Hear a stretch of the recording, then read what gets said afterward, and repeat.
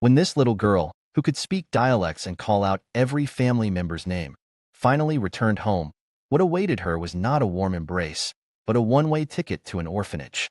Today, I will tell you the story of the disappearance of Pauline Picard. In 1922, in a small town in Brittany, France, the Picard couple lived a peaceful and tranquil life on a family farm with their 9 children. Although there were quite a few children, they were all well-behaved and quite likable. Especially the youngest daughter, Pauline Picard, who had just celebrated her second birthday. Her round, tender face always wore an angelic warm smile.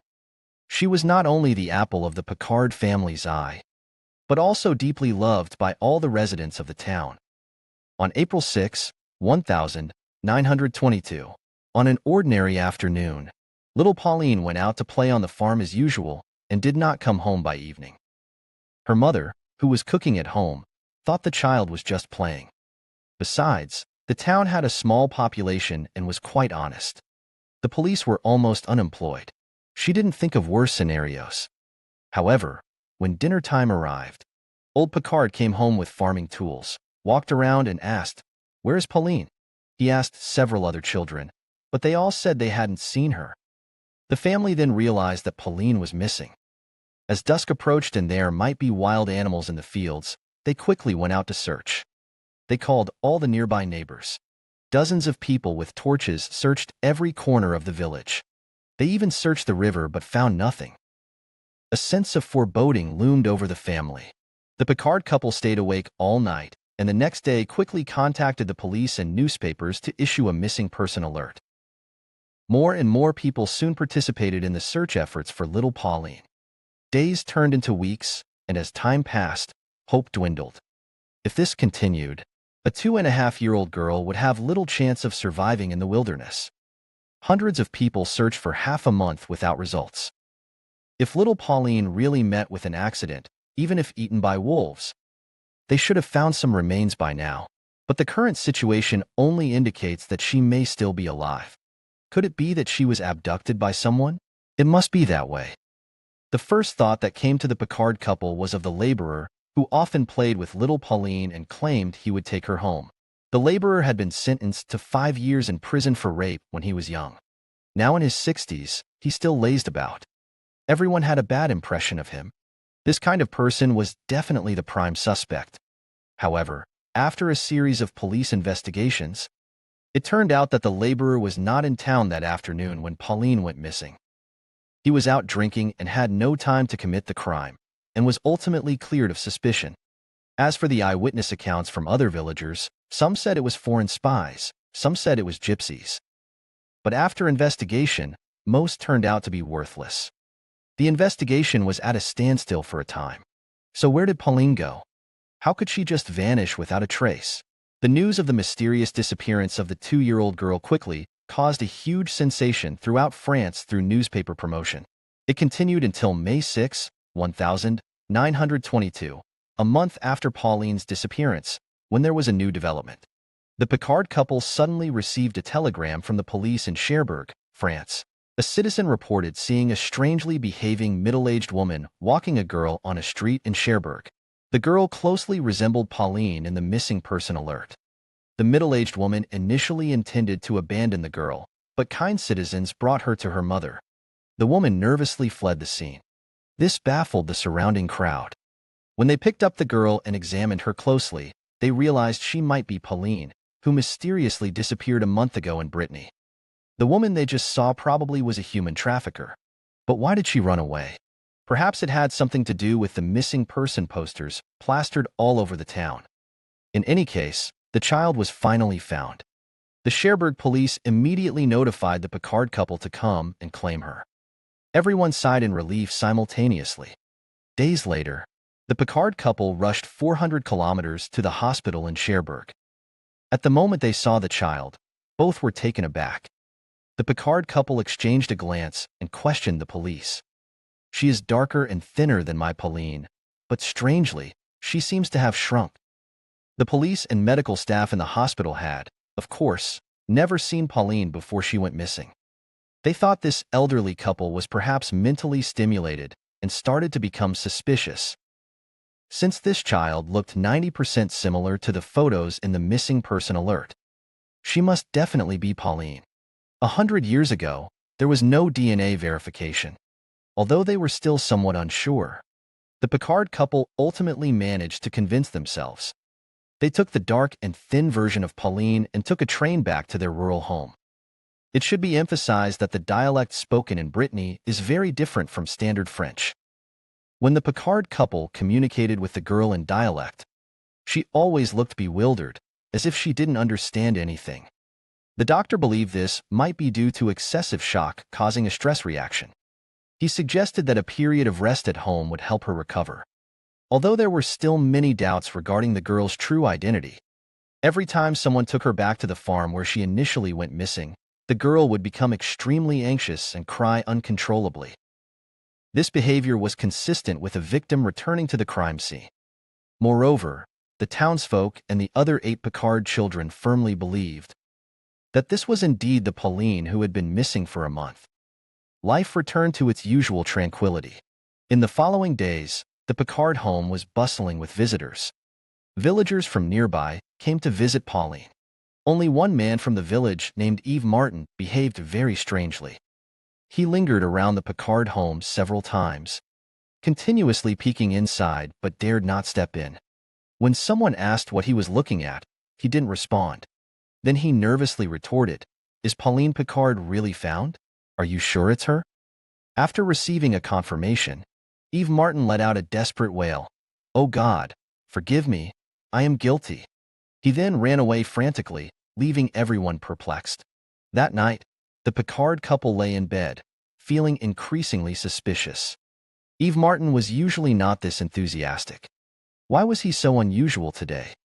Could he have had an undeniable connection to Pauline's disappearance? The Picard couple decided to find him to clarify.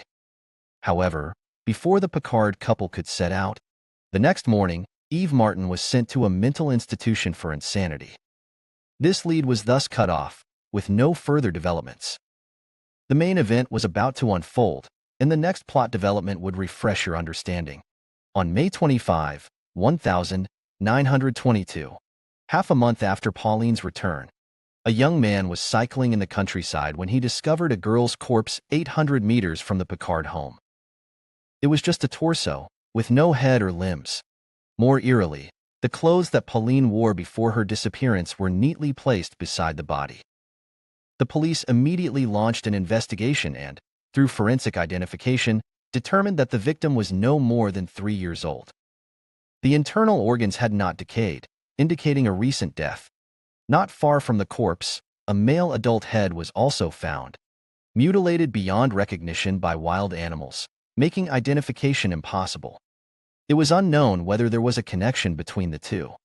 However, 2 murders occurred simultaneously in a quiet, remote town, both involving brutal dismemberment. It is highly probable that these 2 incidents belong to the same criminal group. What can be confirmed is that the time of the crime must not have been too early, because when Pauline went missing a month and a half ago, hundreds of people searched every corner of the town. If the body had been there for long, it surely would not have been overlooked.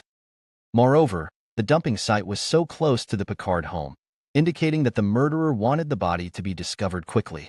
Considering that when Pauline first returned home, her parents suspected her identity, the police promptly notified the Picard couple to come to the station for an investigation.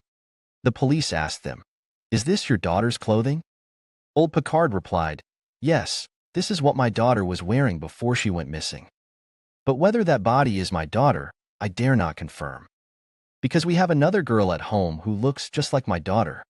At that moment, the Picard couple was undoubtedly in immense pain. At first, they felt that girl was not their daughter, but after you pressed that it was, they began to believe it. Now you tell them it might not be. Who, as a parent, would willingly accept the news of their child's death? And such a tragic death at that. After much painful inner struggle, the Picard couple finally accepted reality. They believed the one who died was their real daughter, and the one at home was just someone who looked like her. This was a tragic mistake, but I feel this couple's behavior is very absurd. 100 years ago, there was no DNA testing. You have a living girl at home who looks almost identical to Pauline, yet you don't believe it, relying solely on a few pieces of clothing worn before her disappearance to determine that this headless corpse belongs to their missing daughter is rather impulsive. Moreover, there is one point I must mention. After spending some time at home, the girl brought back from Cherbourg was already able to speak in complete sentences in the Breton dialect, and accurately called out each family member's and pet's name. Yet despite this, the Picard couple still accepted the little girl's body and buried her under the name Pauline Picard. What about the girl at home? The Picard couple's foolish behavior continued. They didn't want her and sent her to the orphanage. At this point, it had just been a month since the little girl was brought home. A month of living together creates feelings. How could they say they didn't want her just like that? Even the Paris Daily thought this couple might have some cognitive issues. Who knows, that girl might really be their daughter. So the final outcome was that on January 2, 1924, the little girl died of measles in the orphanage at the age of 4. Measles is not a terminal illness. If someone can die from it, it shows that the girl might have really lived poorly in the orphanage. Regarding who the real Pauline Picard was, there has never been a conclusion. For this case, when I was researching, I came across some rumors, which may not be accurate but are still interesting. It was said that there was a very wealthy woman in Cherbourg who had fallen into a property dispute. She had a 2-year-old daughter who had just passed away. To gain more assets, she commissioned a man named Yves Martin to abduct a girl from the remote countryside that matched her deceased daughter's age and looks. That was Pauline. After gaining her desired assets, the woman abandoned Pauline on the streets of Cherbourg. Concerned citizens discovered her and reported it. Pauline ultimately returned to her biological parents, and the trafficker Yves Martin did not want to see Pauline be returned.